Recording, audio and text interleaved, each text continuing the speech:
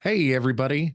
With me today, my guest, Jennifer Thomason. She's my sister. We had already recorded this once before when she was here live visiting, but I messed up the audio on that one and I wasn't recording the audio. So here we are. We're going to try it again. Thank you for joining me, Jennifer. How are you doing? I'm doing all right. Awesome. Well, today I wanted to talk about you have a very unique and awesome hobby slash passion. What is that? I show dogs. I compete heavily for the American Kennel Club in the conformation world. That is awesome. When you first told me about the dog shows and how that's what you were doing and you were interested, I always thought that you were doing it because you not necessarily liked doing it, but it was in addition to you liked raising animals. You liked your dogs and raised in them. But I found out that the dog shows are all they are is really is just a big beauty pageant for animals, right? Uh, that is exactly right. So I thought that dog shows had a lot to do with training and stuff like that. Now, there are some events within dog shows that have a little bit to do with training, but most of it's just a big beauty pageant. Yeah, there's tons of different avenues that you can go with the American Kennel Club. And so the conformation world is essentially you pay a judge for their opinion on a single day, and they judge the dogs against what is listed in the American Kennel Club as the breed standard. And so it's what the judge feels is the best dog that was presented on that day. Awesome. Awesome. You know, when when I was around your dogs, I was like, man, these are beautiful dogs. What kind of dogs do you have? I have Cane Corsos. I've been in the breed now for almost 12 years.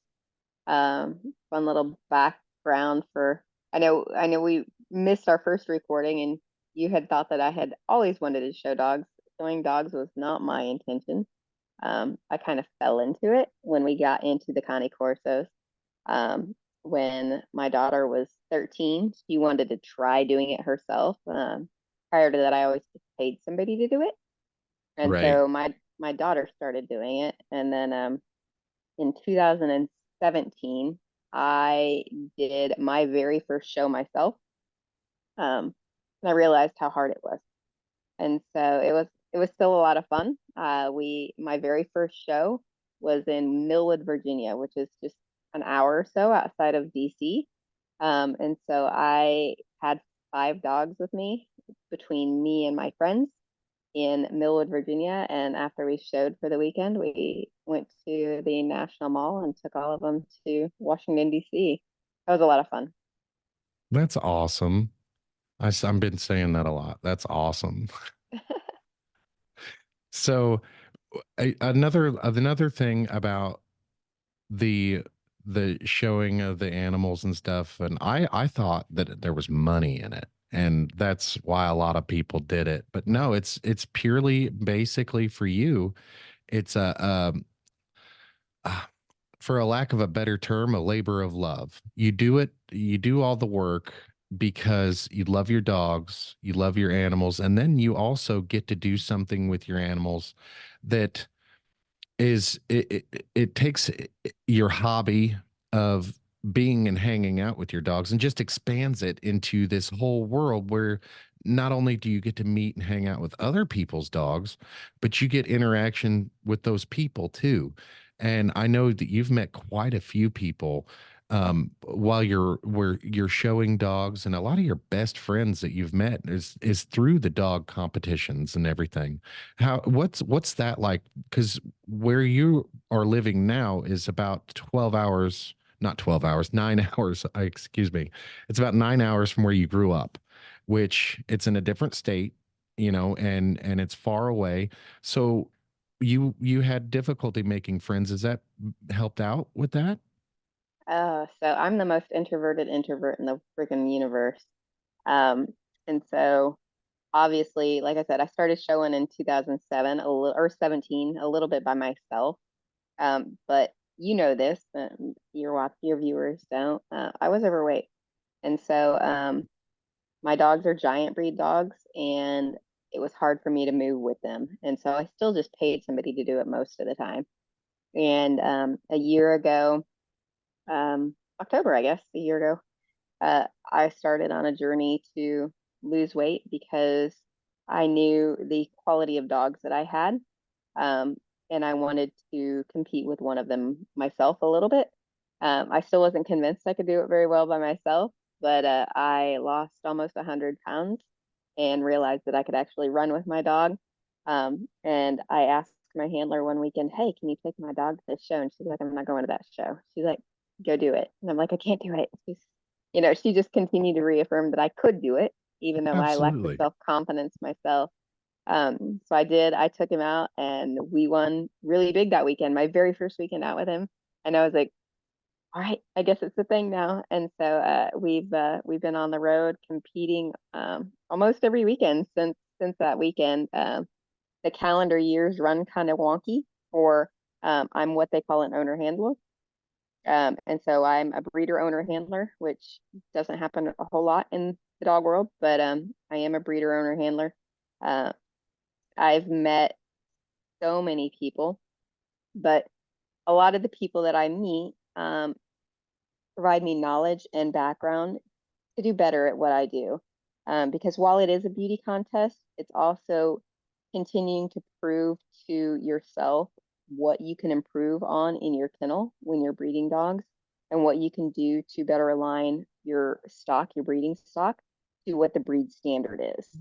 Um, I am currently ranked the number one owner handler in the United States for our breed. And on top of that, I'm the number four in my breed as a whole, and that's going against all the professionals. Um, and so professionals are And people, this is that's their nationwide, job. right? Yep, that's nationwide. And to top that off, even though I'm number one in my breed, I am currently number 50 in the owner handler for all breeds in the United States. So that just blows my mind considering that I just started this in October, y'all. Um, but yeah, it's a lot of fun. I get to meet a ton of people. Like you said, I've met some outstanding people.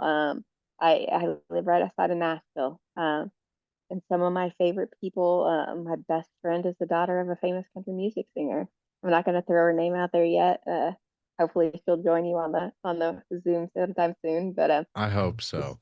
I hope so. uh, she purchased a dog for me multiple years ago, and we became best friends. And she's like family now. And I co-own a dog with an NFL football player. You know, I have I have so many connections. It's absolutely astounding.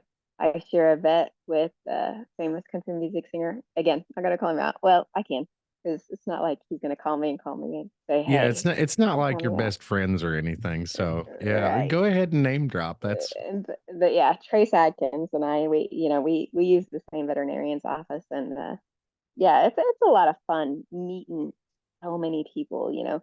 Because when I was a kid, I've always had a close connection to animals. And I think it's because of all the trauma that I went through as a child.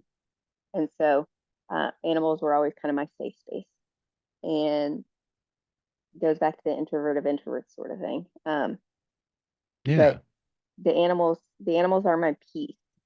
And so being able to travel with them and develop them, and it's kind of like being a parent. You get to form their brains and their minds and their development as from the day that they're born. And it's Yeah, just, and man, it's sometimes you so have rewarding. 14 of them. Like sometimes you do have like 14 of them at a time, right? Like Puppies puppies. or Yeah, yeah, puppies. yeah. Sometimes So like they have more puppies than I thought they did. yeah, Like my very I first thought it was like litter. max 5, 6 Oh puppies, gosh, but no. no. Yeah. My very first litter was 13, so it was a really big litter. But I've got, you say 14, like throw me under the bus. I felt that real hard because I've got 14 adults right now. So I felt I did. I felt that really hard, but and some of the Don't background. now I'm going to get to that because you actually have a facility. It's not like you Yeah, have 14 animals living in a small space in a backyard. It's you have a right. facility that's made for your dogs. Yeah, yeah, and they split their time in the house. So, but with that being said, I wouldn't have 14, but with raising dogs, one of the big things that I'm a real stickler on is that if something happens in a home that I place a dog in, I have first right of refusal and the dog comes back to me. That way I ensure safety and integrity of our program, and make sure that our dogs are always taken care of. I don't care how old they are. I don't care what kind of life that well, I do care what life they've lived with their owners. Chances are I would have taken them back if it was bad, but um, they always come back to me. And so I've And that got actually one goes both ways. If they fall under hardship and need you, that and you're there. 100%. Yeah, I've got an older male that came back to me for my very first litter. He's been with me a little over a year now. Um, his family fell into the divorce world, and they weren't able to find housing that could take them on one way or the other. And being a single parent, you can't really take care of two small children while you've got an animal. I've done a couple of repossessions, and I got another one back just recently. And then there's the other side of the coin too. I've got an owner that is a disabled veteran. Um, he's an amazing home, but what a lot of people don't know is that he was homeless Yeah, when we first started talking about getting a dog. And initially, if somebody was said, "Hey, would you ever place a dog with somebody that was homeless?" No, are you crazy? But he had his ducks in a row, and while he was going to get the dog, he was getting his housing in place and things like that. And a lot of times, I believe in a hand up, not a hand out. absolutely. And I truly believe that this dog saved his life. Um, he was in a really dark place when his name's Diablo. When Diablo first came to live with him, he was in a really dark place. And I don't advocate for the Cane Corsos to be service dogs because as a guardian breed dog, they just don't acclimate in that world very well. Um, but that's exactly what he is to Nate. He is his service dog. He provides stability as well as, you know, support for his PTSD and things like that. Fantastic dog. But at the same time, I I'm at a dog show. Well, I'm not at the venue, but I'm traveling with the dog show, and I have another dog with me, and she's demanding attention to get out of the kennel. Yeah, and so Diablo is an amazing service dog for Nate. But at the same time, Nate is disabled. He lives on a fixed income, and just recently, Diablo had a medical emergency. He had a splenic torsion, and so I do help as much as humanly possible. Um, and but it's never a handout. They've got to take care of their own dogs. But if I need to take care of them on the front end and they take care of them on the back end, then that's how I do it. So it's just they're just like children to me. I mean, they're going to be my blood from till the day they're gone. Right. Yeah, and you had mentioned a little while ago that Cane Corsos being a large breed. I just wanted to tell everybody in case they're wondering, Cane Corso is an Italian Mastiff. An Italian Mastiff, is that correct? Yes, it is. And they are working breed, and they're very large animals. And when I say very large, I mean how tall are you? What, 5'6"? I'm 5'4". I'm short. I'm Oh, shorty so five shorty. four. So I saw a picture of you with your latest champion, Mhm. Hammy, and he was standing, and he's taller than you are. Yeah, he could look me in the eye. He pound for pound, he outweighs me. He's about 135 pounds. So he definitely outweighs me. He is not my largest dog, but he's my boy that I'm campaigning right now. He's the number one guy, and but yeah, I've got dogs that have a couple of inches on a hammy that aren't full grown yet. They're gonna Wow. outweigh him. Yeah, Wow. I did not know that. It's been a while since I've been at your house, but it's been too long. It's been a couple of years. I didn't go anywhere for vacation last year. It's just I know. the economy is better now than it was, and it's Right. just in our house. It took a while to catch up with us. Like we're hurting now, but we weren't a couple of years ago. Hmm. when everybody else was hurting. So I guess it's payback. Right. Well, and the hard thing now is that because I am campaigning him, it's one of those things that once you get to the top, you've got to keep going. Otherwise, you're going to lose your spot. And so Right. I'm literally on the road almost every single weekend. Right now, I'm right outside of Baton Rouge, in Gonzales, Louisiana. Um, I I've got my boy, and then I've got my friend's dog, not a Cane Corso, but I've got another dog with me. It's a Rottweiler, and so yeah, it's a labor of love. I've learned so much, and it it goes back to talking about meeting people.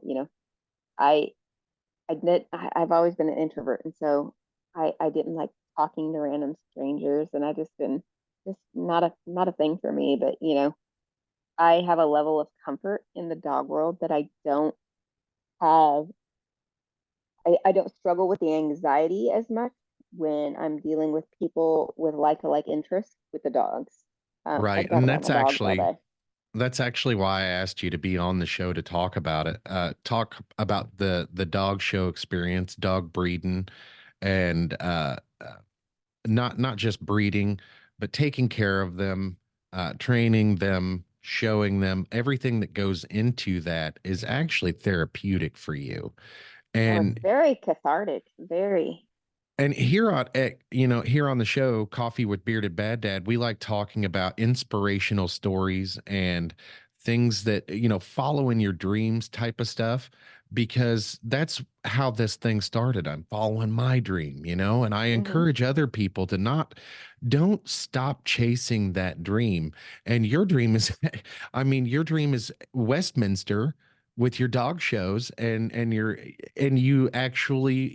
made it to Westminster. Now you didn't place, is that right? Right. So the way that Westminster works is Westminster is an invited show. You have to be in the top five of the breed to receive an automatic invitation. Anything outside of that, you enter a lottery. You have to be a champion on record. We finished, even though we didn't start until mid-year last year, we finished out the year last year at the number six dog in the country, which is crazy to me. I never thought that I'd have a top 20 dog, let alone top 10. Um, and so we went ahead and entered the portal and did the lottery, and we got in, which I was astounded. Um, I was one of only two owner handlers that competed, and he showed his heart out. He did fantastic. Um, and yeah, he didn't place. But sometimes it's a lot more political than whatever. But Right. he did not place, but he showed like a freaking rock star, and he is on top of all of the things. He's on the YouTube cover for the Cane Corso Westminster viewing. We were interviewed by the Washington Post multiple times. Man, it was an experience of all experiences. And so my goal this year is to make sure that I don't drop out of the five, so that way we can get an automatic invitation next year. That'll be killer. That would be awesome. And I'm gonna ask my editor to link in the description that Washington Post article. Is it an article or is it a video? There's two separate ones. There's one that's a video that talks about how we how we keep food in our mouth to bait the dogs. That's That's the one one of I them. saw. And then there's another article about naming your dogs and how we came up with Hammy's name. Awesome. Ashley, if you could link those in the description so people can check that out. I would show everybody up on the screen, but I don't want to I'm not too familiar with all the rules with copyright and fair use and stuff like that. I want to study up on that before I go ahead and do it. So, Right. that's for a different show. But yeah, I'm just amazed by how quickly that all happened. It was like 1 minute you were like, I don't know about Westminster, and then like later on down the road, you think, I think I'm going to try it, and then you just like that, and I'm like, wow. And now you're actually, what it's you're nationally ranked, and it's incredible that you and your champion are nationally ranked. I am so excited because, if you'd asked me 15 years ago about dog shows and all that stuff, I wouldn't have a clue. And like I I wouldn't said, have either. when you were talking to me, I thought it was all about training and things that you had to do. And basically, it was like, oh, this dog is misbehaving. And I said something along the lines of, well, that's gonna be points. And you're like, no, it's fine. And I was like, what? You're like, oh, it's just a glorified beauty pageant for dogs, really. And Yeah. I was like, oh, that's amazing. And then your house is full of ribbons, and Mhm. then you Gosh, I you got so tell me many. you tell me all these stories about all your shows, and then you keep the family and your fans updated on your Facebook. I'm And horrible about that now. that's okay. Spam it out there because I love seeing it. And sometimes like they change the Facebook algorithm, and like sometimes I don't see a whole lot unless it's spammed anyway. Like Right. and so I think it's amazing. I didn't know anything about it until you started talking about it and you were excited about it. And when I saw your eyes light up talking about the dog shows, I was like, that's awesome. Somebody that I know found something that they love to do that doesn't doesn't affect a whole lot of people. It's just basically your household. And it's a dream come true for you. And as you're going through, like when you first started with your Cane Corsos, you had no intention of being a shower. You had no intention of being a breeder shower. Or how did you say that? You were a A three breeder, owner, handler. breeder, owner, handler. You had no intention of doing all that stuff when you started. And then when you started, it was like you kept climbing and kept climbing in a world that is just. And now I gotta admit, sometimes it gets catty. Yeah. It sometimes it and there's a lot of drama, but I even love hearing about that stuff too. Oh I my am. gosh, there's so much drama. And excuse me. And it wouldn't, I don't think it'd be so much drama except for it is a beauty pageant. Like 100%. like and 100%. all the drama that comes along with beauty pageants.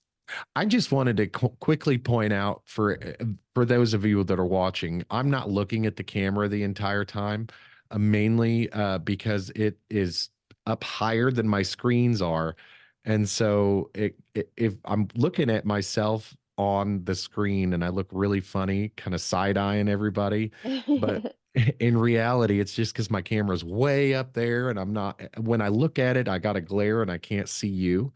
So I'd much rather look at you while you're talking and everybody else can just deal with it. Hopefully you can tell I'm paying attention. Yeah.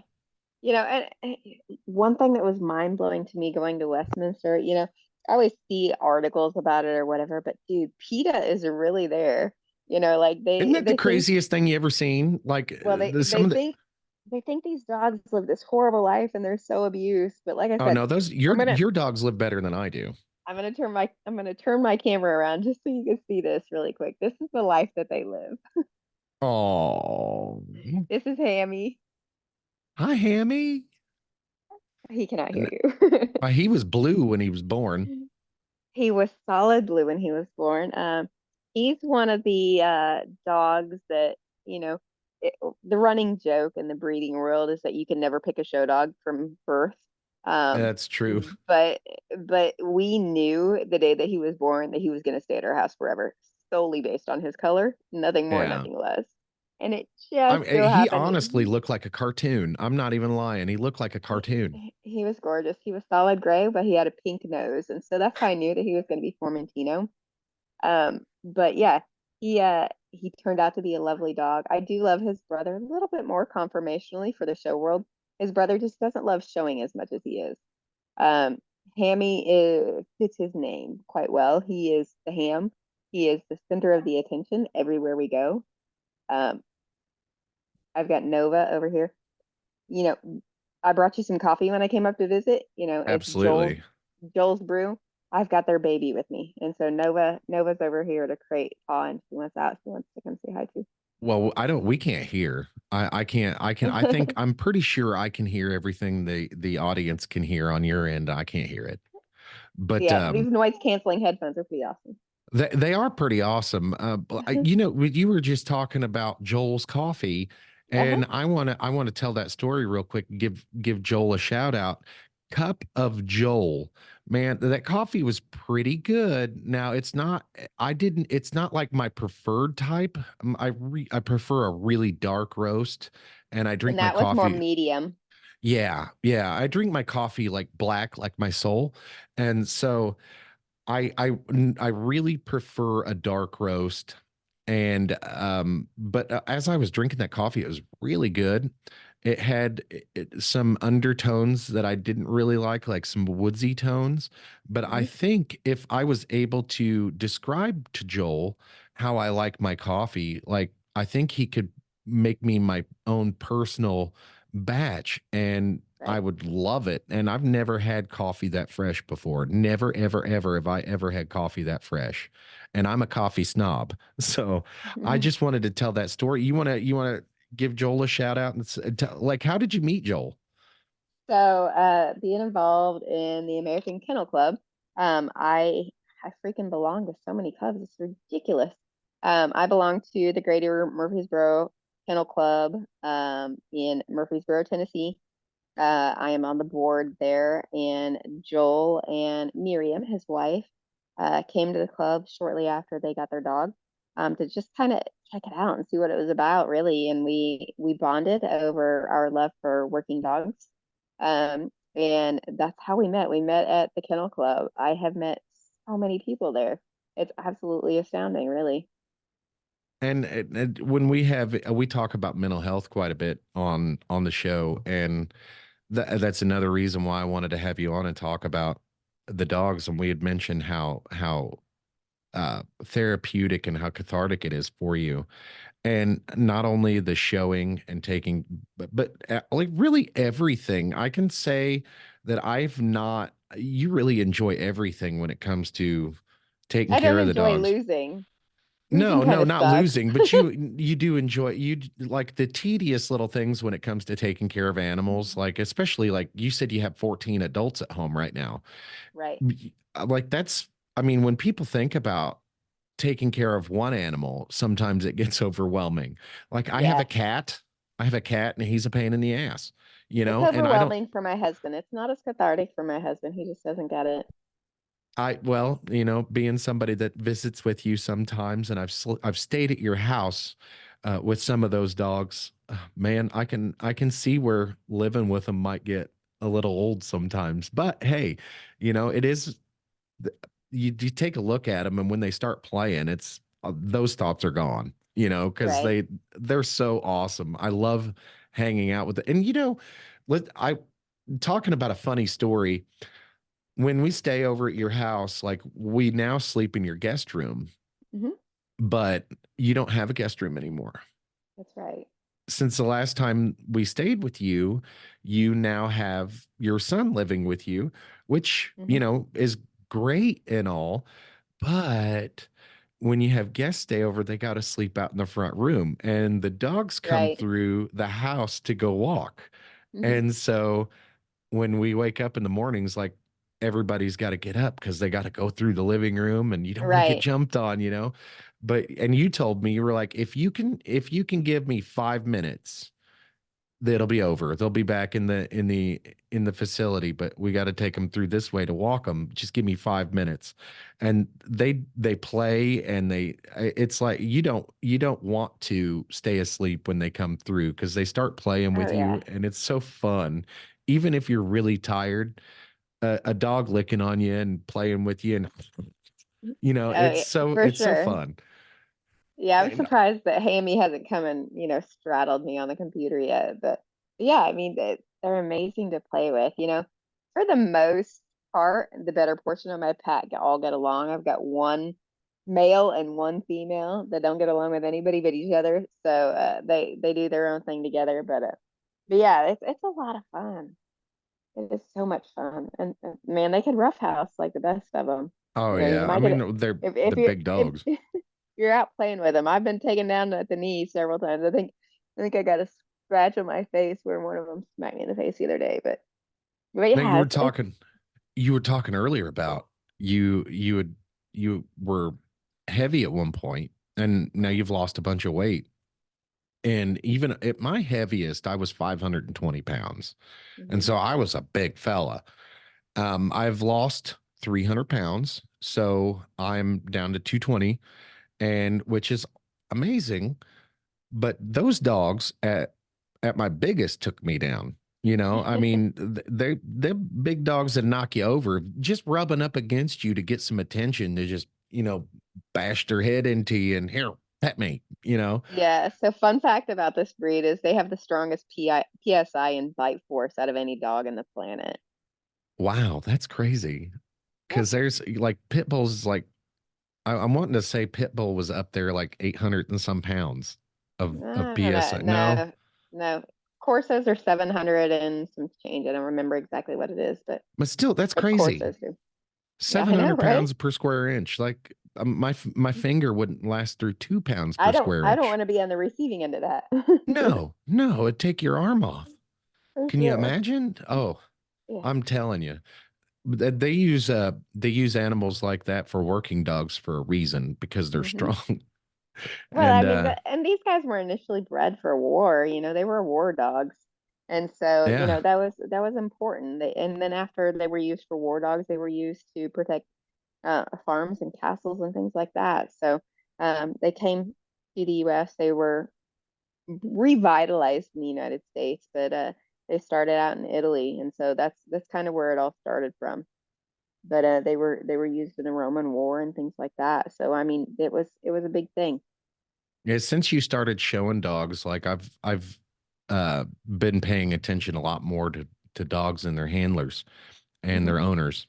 Um, and I don't see Cane Corsos very often. When I do see them, like I've saw Cane Corsos here in town, and like I saw somebody walking, like I think it was three of them, and when I saw them, I stopped and I was like, "Hey, are those Cane Corsos?" And they were like, "Yeah, well, and they were talking to me and I was like, there's very pretty animals. And then I went on my way, but then I Right. called you and you were like, yeah, I happen to know somebody up there that breeds or owns some Cane Corsos, and we got to talking about that for a moment. But it's crazy because you really don't see them very often. I don't anyway.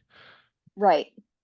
I Yeah. mean, One of my friends is up there. She actually has some of my grandbabies. So yeah, she works for the local animal control there. So it's sometimes it still is a little weird for me to hear you say the word bitch, because when you say it, you really are talking about a female dog. And so it's true. sometimes it's and you're not being belligerent. So Nope. it's like you're talking about an animal and that's legit. And it's sometimes it's a little weird when you're talking to somebody like professional and then you say you know what I mean? It's just a Well, little it's always, it's like I was at a show recently, so it's I don't know how to put this, in a good way, but I've just come out with it. So there are at most shows, semen collection. That dogs don't have a long lifespan. So if you've got a quality dog, you want to store up their semen and things that you want to use to keep your lines and things like that. You may want to go back and use again. I mean, Uh, absolutely. That's so what any of us would want to do if we want to try to keep our bloodlines going, like if right, any of us got exactly. rich. But it's always fun that when uh, his my favorite bank. I'll just call it my favorite bank. They're at the shows and they're in a bright yellow, like school bus yellow trailer. And so as soon as he sees that yellow trailer, he's like beelines. He wants to go straight there. And it's always fun and awkward when your phone rings when you're sitting in there and you're like, I gotta call you back. I'm in this bank. I'll have to call you back. Uh, so I'll That's so never funny. forget. I'll never forget the first show that I had taken my son to, and I told him, I said, "I'll be back. I've got to run over here and collect this dog." Oh no, I wasn't collecting a dog. I was using my bitch as a teaser, is what I was doing. Um, Sometimes So dogs don't yes, like to be. in the dog show world, they have fluffers. So, so we I took my bitch was in he, and so some dogs won't collect unless they've got something to collect for. And so that's one of the big things that the semen banks do is that if they don't have a bitch in staining season that they could borrow, um, people at the shows will let them borrow dogs while they're there. And so I went over there and he's like, is he going to breed her? Is he? I was like, no, he's just there to look pretty and smell good. That's it. And he was just the look on his face. He was absolutely mortified. It was the best thing ever. It was so funny. No, it's I hope PETA watches this. It's so great. And how can you be against that? Like it's basically it's you know those pulling puds that you've seen on the side of the road where they drop the quarters. It's basically that, only for Too funny. dogs. Like that's not mean. It's great. That's funny. That's those are the things. Those are the stories that you don't expect to hear. Like I hear them all the time now, but when people talk about dog shows and stuff, and like I didn't even know anything about dog shows. And there should be like maybe some more awareness that stuff like that is out there. I'm sure people know, but it's very easy to I would think it's easy to find handler or breeders that need handlers. Hmm. So I would imagine that it's something that you could get into and not even own a dog. Absolutely. Let's just say you live in an apartment and can't own a dog. You can hook up with a kennel club Mhm. and find a breeder to sponsor you and say, hey, I just Well, want and to be not around only the that, dogs. a lot of kennel clubs need help.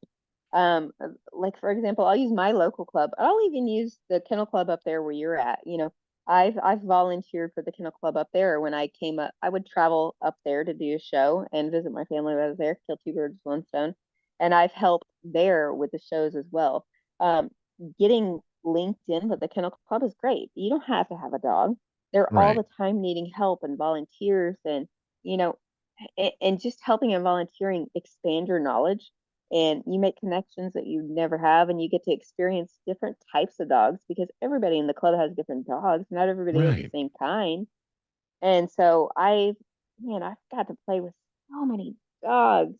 And since I'm out every weekend now, the people that do this for a living, they're not the ones that schedule each dog. So a dog show is hosted by a superintendent and the superintendent writes a schedule. Well, you may have 15 dogs on your truck, but the superintendent may schedule two or three of them at the same time because at a dog show there's multiple rings. I don't care what show you go to, there's multiple rings. And Right. so that handler may have multiple dogs in different rings at the same exact time. And so you you depending on how well connected you are, like for me, I'm really deep in the dog show world now, apparently. So they're like, hey, you busy? Can you run this in for me? And so I don't know what I'm doing, but I'm down for anything. So I'll run into the ring and help friends out. And the thing is I learn more about the other breeds, but I also learn how to be more proficient at doing things with my breed by doing other dogs. Right. Um, that sounded really bad, but by showing other dogs, I learn more about different ways I could handle my dog, and so it Right. helps. Um, the crazy thing is that It's kind of like children. I mean, you do okay with one and you know how to right. handle that one, but you throw a new baby in the mix or you've got three or four kids. Each kid is individual and you have to think of them like individual. And sometimes that helps to have uh, uh, um not really not really treat them the same, but because they're different, it allows you to brush up on your skills and become better overall for all of them, Oh, if 100%. that makes This week, sense. yeah, this weekend kind of sucked. Like, I didn't suck, but it was just like, it's one of those things that, I'm down for anything, but at the same time, somebody grabbed me to run a mini American in. Most people call them miniature Aussies, is what they call them, but they're called mini Americans. And so I'm down for anything, right? I got this dog. I'm running because they couldn't get to the ring in time, and I run in the ring. Dude, I was first in line. I was like, I didn't have time to stop and watch anybody show a dog because I was first in line. I didn't know what the heck I was doing, and so I'm just like winging it, And I get all the way around. And what I didn't know was that many Americans are shown on a table. That's fine. I've shown a Pomeranian on a table, or no, it was a mini an miniature Eskimo, and so. Uh, I'm like, okay, I got the dog up on the table, got it all stacked up and everything. He's like, all right, show me the bite. And I'm just thinking, I don't know whether it's full mouth, I don't know whether it's just front, I don't know whether it's side, because every standard for a dog calls for different requirements. Right. The fun part is that one of the requirements in many Americans is they have a height requirement. You cannot be over a specific height. Well, apparently this dog looked giant because I'm small. I don't know. But the judge called for a wicket. And so that was my very, very, very first experience dealing with the wicket. And for those who don't know what a wicket is a measurement tool used in the dog show world. It kind of looks like Was just the getting ready to say, what the hell is a wicket? it kind of looks like a tiny version of like hurdles when you're running to high school, you jump on We'll hurdles see or whatever. if you It's literally do you have a picture of one? I Or could find one. I could find yeah, one. shoot us a picture of it. We'll put it up on the screen so everybody can see what we're talking I about. can't. It's a upside down U. There's no. Okay, It's a well, it's U, nothing special, just a measurement and device that tells you how right, dog and or so how they tall. they set the measurement to the max height for the breed, which was 18 inches for this dog that I was showing on Monday.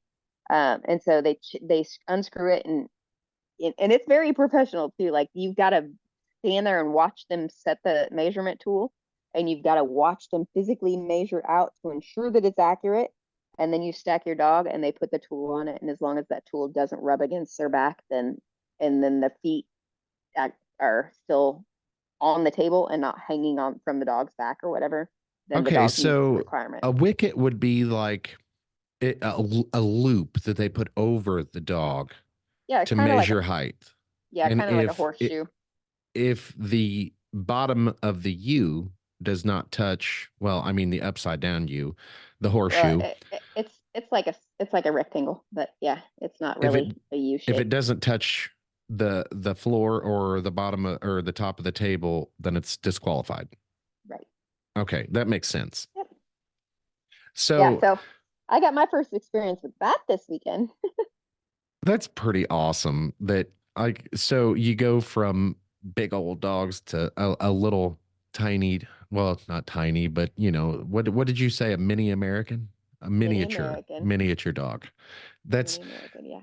but that gives you a whole new set of skills, and I actually like you said, it is kind of like you've got to be when you're trying to hone your craft of in your craft in your case it's breeder, owner, handler, that you in order to make yourself better, there's only so much you can do to advance where you're Right. at. So once you branch out to other breeds, and like maybe you'll start showing them in your off time or whatever, or you have the capability of being able to say, if your friends have a different breed than you can say, oh, I just happen to be going to that same one. If you want to go to this one over here, I'll go to this one over here, and we can both do, Right. whatever. Well, yeah, and that's probably what I'll wind up doing, but for the remainder of this year through September, because I'm trying to stay ranked with Cami, I compete in what's called the National Owner Handler Series. And the National Owner Handler Series has a requirement that you are no longer an owner handler if you are paid to handle other dogs. And so I'll help all day long, but I cannot Volunteer. take. I am a volunteer solely, Yeah. and it's funny because that mini American that I showed this weekend wasn't the only dog that I showed this weekend. I got to show a Rhodesian Ridgeback this weekend, and then every day this weekend, actually, I showed a Newfoundland. Man, that was amazing. They're just this That's my wife's block. favorite breed, Newfoundland. You know what them dogs were bred for? Let's see if you know the answer to this. A Newfoundland, let's see. Well, I was gonna say originally probably war, like No, your dog. no. Hammy just about fell off the bed. No, they are used for the Coast Guard. These big, old, fluffy, Oh, giant okay. Yeah, animals I jump did out of know that. helicopters and save people. I did know that. There's a movie called Guardian. It's one Yes. of my favorite movies of all time, like Kevin Costner and Ashton Kutcher. Uh-huh. And I know people don't like Ashton Kutcher. I don't really care. I thought that movie was great. It's one of my Yeah. favorites. I watch that They're movie they're anytime it's on. they're hardcore swimmers. And so, but yeah, I got to show a Newfie all week this past weekend, and it was amazing. We did spectacular. He won every day. So it was awesome, and I was just helping. It was great. Now I'm wanting I to. I'm wanting. I think I'm giving correct information here. I might have to Google later to figure it out or whatever. But and don't take my word for it. But I believe that Newfoundland is the largest dog breed. That's I probably a could toss be up wrong. now. It- I could be It's wrong. probably the largest that's recognized by the AKC. Um, Yeah. the it, I'd have to check the height requirements because I Well, think you know what? You the got your Great Google Dane machine right in front of you. I think the Great Dane is taller, but the Newfie is bigger pound for size for height. I'm gonna Google that real quick. So, of what's your favorite part of showing dogs? Traveling. Traveling. Yeah, I love traveling. And you had a dream one time that you wanted to visit all 50 states. How many states have you been to so far?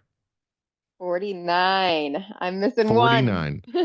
And is it the one that is tropical? That would be the one. That's the one that's missing. Technically, we have two states that are tropical, maybe three. Yeah. Florida, I believe Florida Keys are tropical.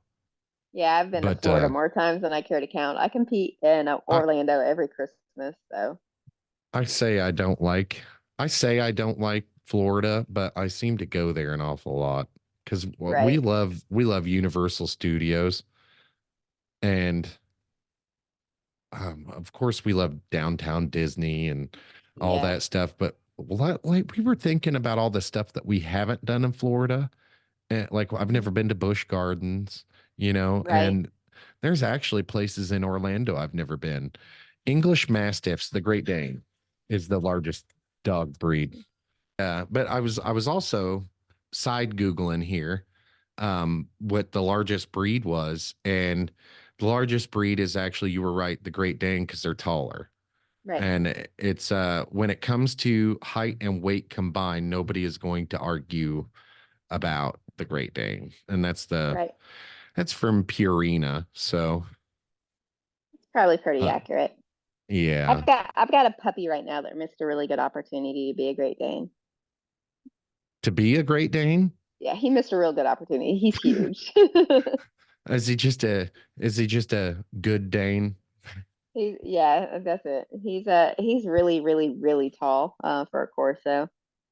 He's probably going to stay pretty lean, but that's one of the risks. You know, I spend so much time researching my pedigrees, and it takes me years to make decisions on pairings that I'm going to do. Oh my goodness. Talk about like so decision freeze or whatever it's called. I get that all the time. Like when I was going to pick out some of this podcast equipment, like Mhm. there's so many options out there. Do you want to pick the best one? And Right. like this microphone was easy for me to pick because it was recommended to me, but Hmm. there was other Well, options. it, Go you ahead. know, and while they may be the best dog out there, they may not be best for what I need. Right. Because, I don't care who it is. Your dog is never going to be the entire package. There's going to be something that lacks in the breed standard that you need to fix. And whether it be their front, their rear angulation, their head, their top line, I don't care what it is, something's going to be amiss. And so the females that you use in your breeding program, you've got to make confident pairings with the stud dogs that you use. They can match the negatives from your bitch. And so you're gonna produce still some of the bad stuff. I don't care who you are. But hopefully you're going to get your diamond out of, your 6 to 14 puppies. You're going to get your Right. one diamond that you're going to want to try and to continue your lines on. And there's other health problems in the breed that, plague the, our breed is still super infant. And so, um, one of the big problems in the breed is epilepsy, and that's something nobody wants. And so I spend so much time studying pedigrees, calling people, asking stuff, because a lot of people are really guarded about the bad stuff. And so you've got to create partnerships and people that can trust you with that information, Yeah. um, to be able to steer clear of producing those issues. And it's not just epilepsy, you've got cardiac issues, you've got hip and joint issues. So all of our dogs in our breeding program are fully certified by the Orthopedic Association for Animals. It's housed at the University of Missouri. Um, And that's what and responsible breeding's all about. 100%, all of my dogs are DNA tested. So I've got their DNA on file. If somebody ever wants to question a breeding that I've got, then we can we Suck can on that, PETA. we could swab the dog and prove who its parents are, and a new issue that recently arose within the last 3 to 5 years, is called DSRA. It's dental skeletal retinal anomaly. And so it's a new-ish disease. It's not a new disease, but it's newly tested. They just recently developed the DNA sequencing testing for that, and we could figure out whether we're going to produce DSRA or not. And so you got to make wise choices when you're choosing your stud dog and your female. So you talking about all these health issues, you must have a Mhm. hellacious vet bill. Like you said you got Oh 14 God, adults at home. How many of them are yours? all of them. All wow. Okay, so all of them are yours. And Uh-huh. these animals don't just go to the vet during an emergency. They have Right. full workups like all the time. Yep. And they get their blood drawn, they get Mhm. x-rays, they get, all the care that a dog might need or want. Um, how much does that cost? Is it expensive? It is very expensive.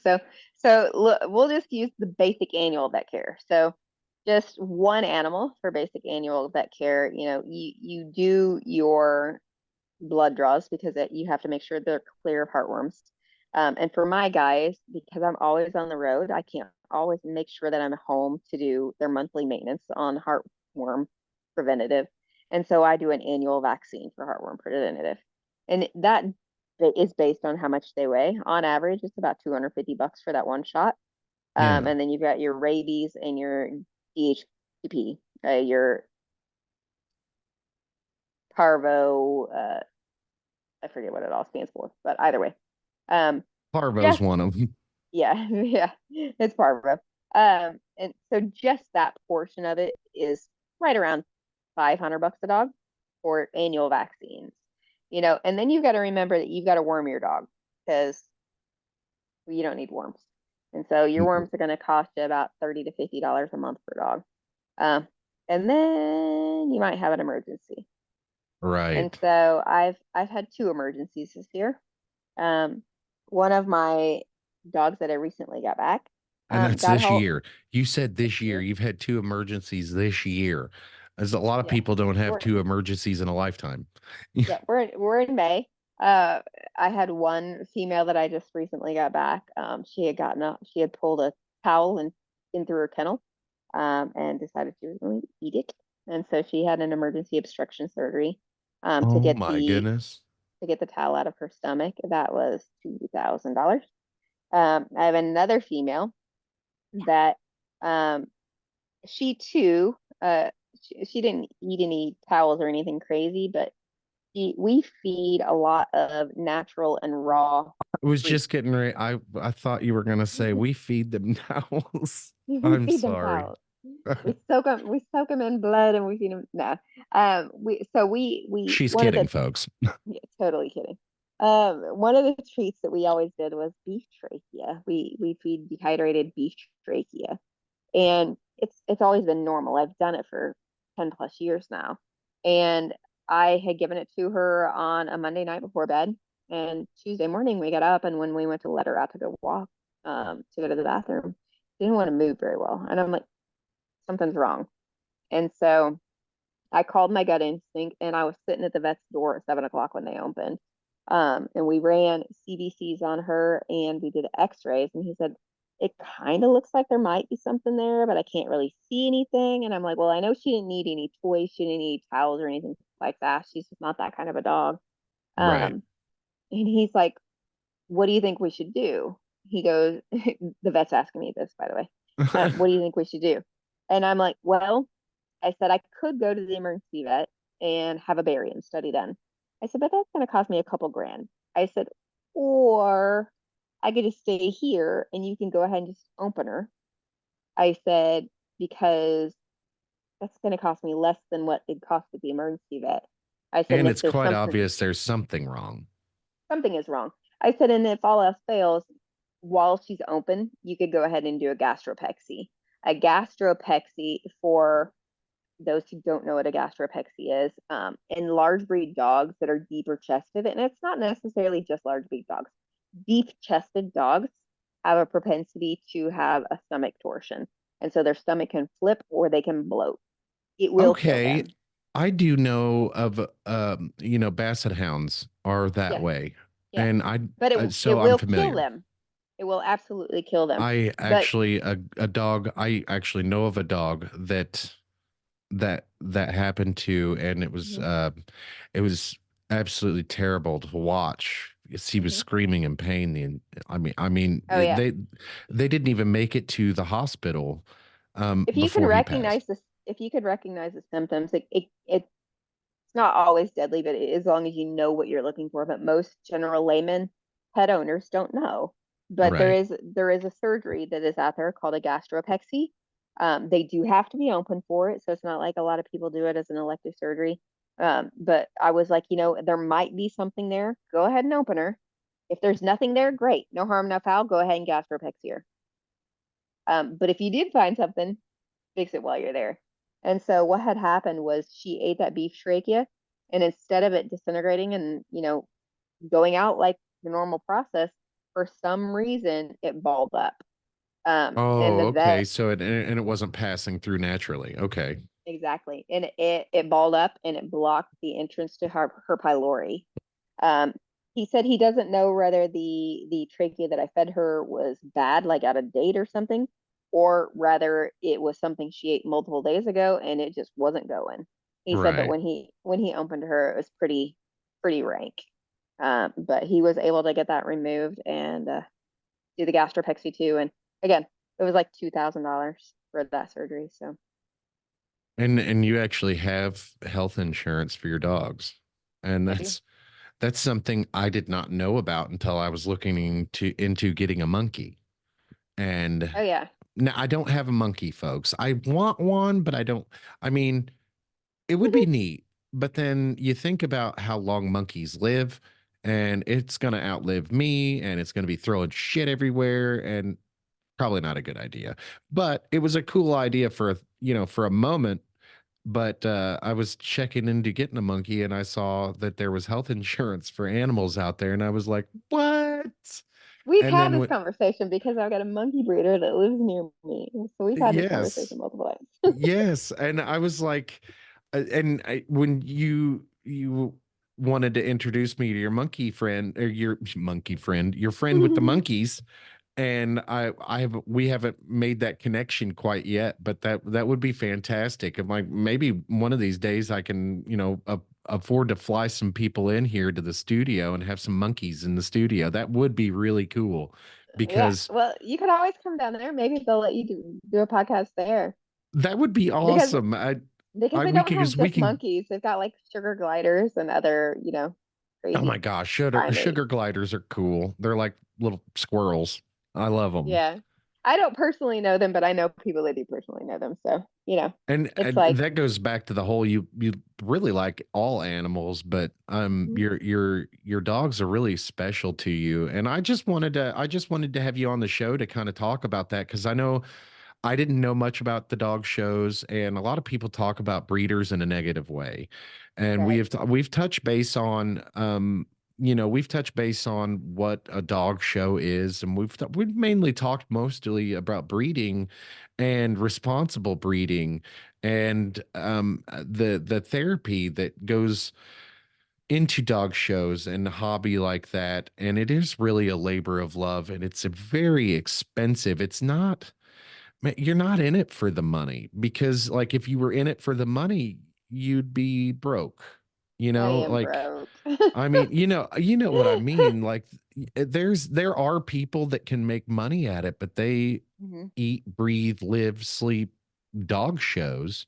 Oh yeah, and And they've been in the breed that they're in for years and years and for years and years years and and years. years, and you're just starting out when you've had your breed for a while, but you're starting out with the dog shows. You just started taking them seriously not too long ago. It's like you've been showing longer than you've been taking it serious. Right. And your daughter was showing them, and that was a great friend building and professional. Like I want to have your daughter on the show again too, Hmm. because man, that kid was so self-aware with what we're I'm so sad that we lost that She got it on us. episode. Yeah, you and you're doing great. Like it's just amazing how articulate you are and how self-aware you are as well. But then again, you are older. She's in her she's 19. She's not even 20 yet. Well, and see, and that's what I've always said is my daughter is just like me, like Yeah. literally just like me. But the crazy thing is she's not just like I was at 19. She's just She's like I so am much as an more adult. cultured. She's so much Yeah. more cultured than you were. She's done well, first of all, she's not from here. We live in a flyover, what's called a flyover state. And I'm Hmm. not sure that Tennessee would be considered a flyover state, but that's where you live. Hmm. You live near Nashville, and the area down there is quite a bit different than what it is here. People are nicer down there, Oh yeah. but I think that it a lot of it. My wife even touched on it a little bit. A lot of it has a lot to do with how cultured your daughter was or is, Hmm. and I throughout never her. sheltered her. I never sheltered her. I always wanted to make sure that she lived a world of travel. I didn't want her to be tied down in one spot, you know. I was a single mom for what, 4 years until I met my current husband. And Right. so and so I took her everywhere, you know. It was me and her. It was me and her against the world. We lived in a place where I didn't know anybody. And Yeah. so, you know, I wanted her to grow up to be a strong, independent female. And I think that I could pat myself on the back and say that that's exactly what happened. She's strong and level-headed, and Well, she's a man, strong, independent female, and she's not an asshole about it. You know what I mean? right. Like there was there are folks out there, and God love them. They there are folks out there that did have a rough go in life, and Hmm. they are strong and they are independent, but they're assholes about it because they've been through those experiences. Right. And Tamara's had her fair share of adversity Hmm. in her life as well. And we talk about that quite a bit on the episode that we had that it The will never lost be seen episode. because the lost Lost episode. episode. But so we talked about quite a bit her ADHD Hmm. and how she struggled with that in school and how it was very socially damaging.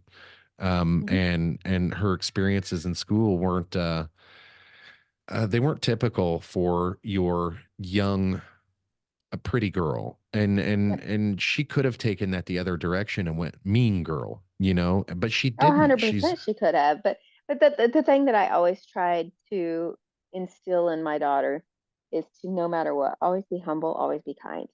I don't and she is, care. yeah, Yeah. I don't care who it is. I don't know. I don't care what the outcome is. Be true to yourself and stay humble and stay kind. I don't, that's absolutely. that's all I can ask for. And it's not very hard to kind of remind her where she comes from either, because most of us still live here. Right. So it's like it's not only did you not shelter her from the from traveling and the world and people. Not only did you not shelter her from the outside world, traveling and stuff like that, but you also didn't shelter her from the negative aspects of life. Like she Mhm, has seen through your family, addiction, poor, poor people, like, mhm, like, um, you and I are actually two different socioeconomic classes. You would be mhm. considered upper middle class, whereas I would be considered middle class or regular middle class. Um, but I feel like I'm poor. All right. um, but so we have two different socioeconomic statuses. So you have, where your experiences in life that you were able to show Tamara, but you also started from, like, we were dirt poor, like dirt Mhm. poor. So Yeah. you know what that's like. You know what the struggle was like, and you were able to transfer your experience effectively to your daughter. Whereas a lot of us who grew up that way and don't want that stuff for our kids, we don't show them that stuff. A lot of us, I do. Um, but they shelter their kids from seeing that kind of stuff. And I don't, because I don't want my kids going back to that.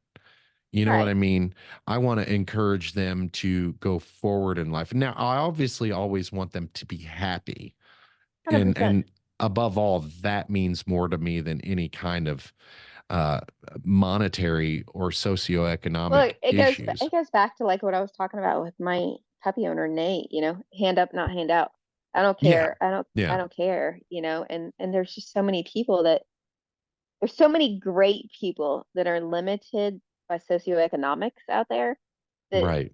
it they're sheltered from people that shelter themselves, Yeah. and those people are missing out on meeting such amazing people simply because they're like, oh, they don't make enough money, I don't want to know them. They're Yeah. amazing people, and it blows me away. Yeah, and some of that we kind of perpetuate ourselves by telling our kids to stay away from certain groups. Hmm. And I'm guilty of that myself. And we always want what's best for our kids. And Hmm. the way I explained it to my kids, that I have had these conversations with, is we are who we hang out with.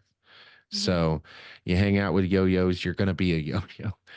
To That's some sense of the word, I guess. But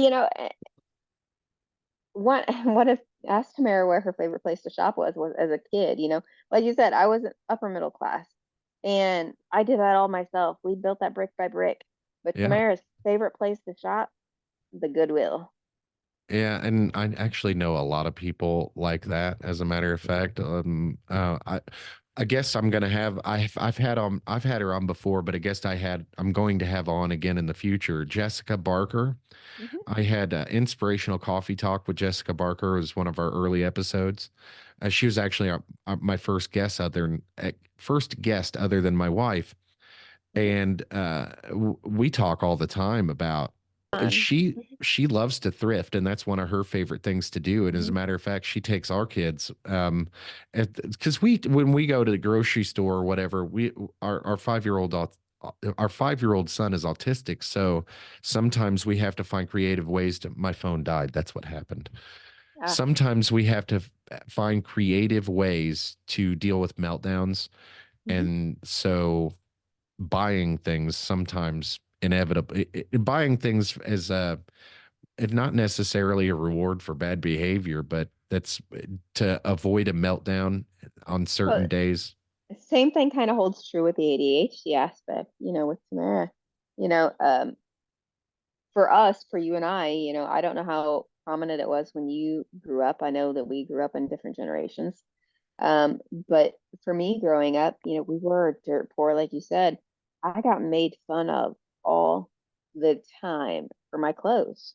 Um, I didn't you know, really get I made fun of, but oh, I did all the so time. I was, when we were in grade school, or when I was in grade school, I had, holes in my clothes and all that, but I wasn't in the neighborhood that we lived in. I wasn't much different than anybody else that I was around. Now, Right. when I moved to a different school in a small city or a smaller town, and the kids there were ruthless. I was made fun of really bad in like the seventh and eighth grade. And then Hmm. my freshman year, that's when things really started changing because then I was an only child Right. and I was the only kid that lived at home. So I got really spoiled at that point. So, Well, um, most of mine was like seventh, eighth grade. I went to yeah, the same high school, obviously, as Marshall Mathers. So that middle shout school. out, yeah, say middle school. Yeah, But those guys were ruthless, you know. And by the time yeah, I made it to high school, I wouldn't say I was popular by any means. I knew everybody. I was kind of like in the middle, like not, I don't know what that's classified as, but I wasn't popular, but I wasn't, you average. know, I was just average. I flew under the radar, but you know, I was a varsity cheerleader, so people knew who I was. So, Right, um, people didn't generally tend to bother me a whole lot anymore at that point.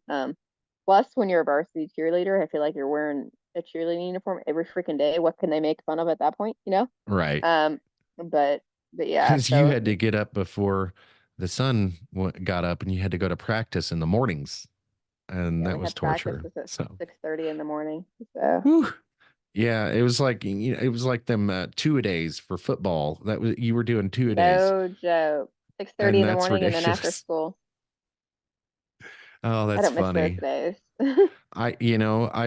As my children are in school, I don't miss those days either. Because I'm telling you what, like there's not days that where they don't. There's isn't days where they don't want to go to school. Now, we Right. have an issue with the youngest sometimes just because of sometimes he gets a little emotional before he goes to school, Hmm. but we usually don't have any issues with the kids not wanting to go to school, but I imagine it'll happen eventually, especially when they're in high school, Hmm. because that's when it hit me. I didn't want to go to school and So I hated school. So, high school was way different for me. So, you know, we grew up in a town. Our town's like 75 to 80,000 people, depending on what day of the week it is. yeah, Um, I think and it's shrinking now, but yeah. the town that Tamara grew up in, you know, our town is like less than 5,000 people.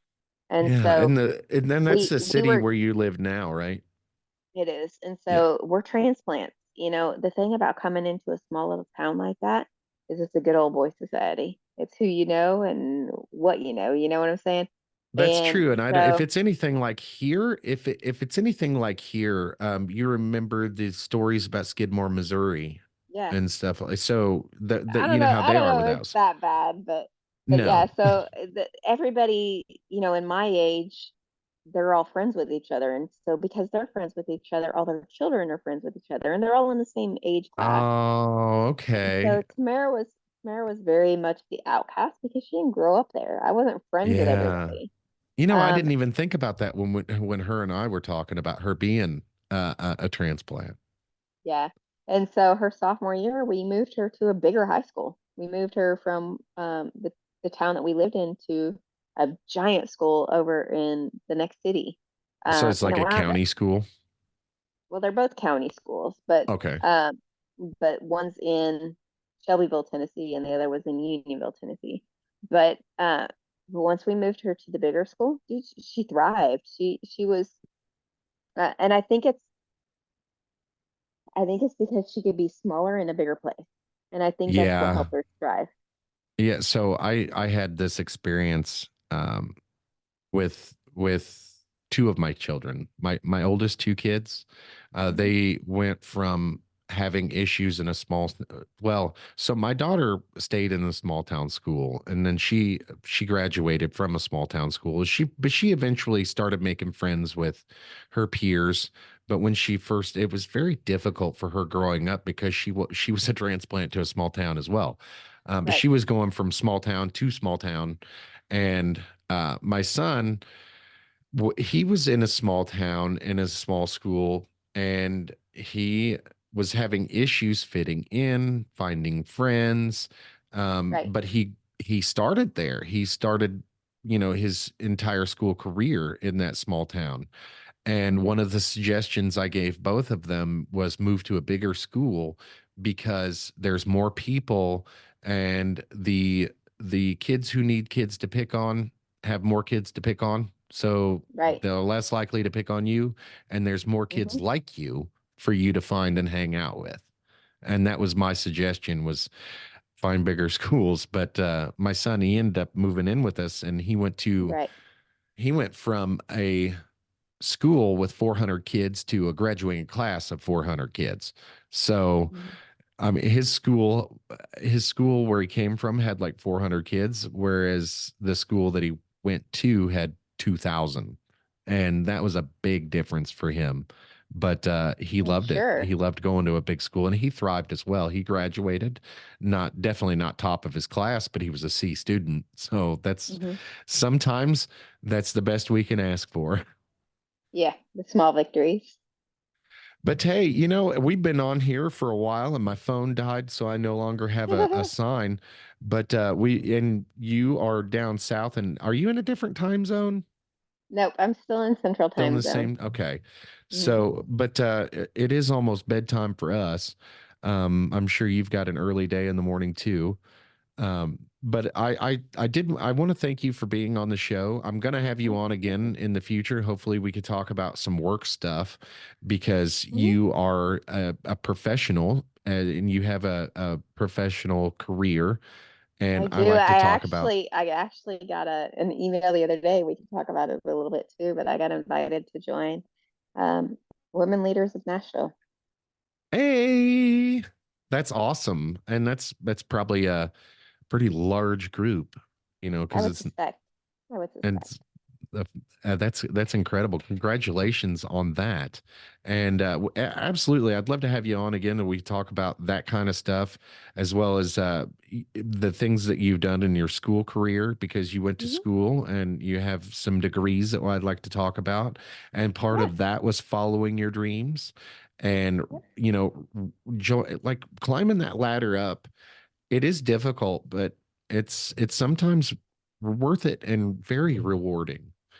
Yeah, And absolutely. again, I want to thank you for coming on the show. And with that, we'll see you guys later. Bye. Bye. Woo!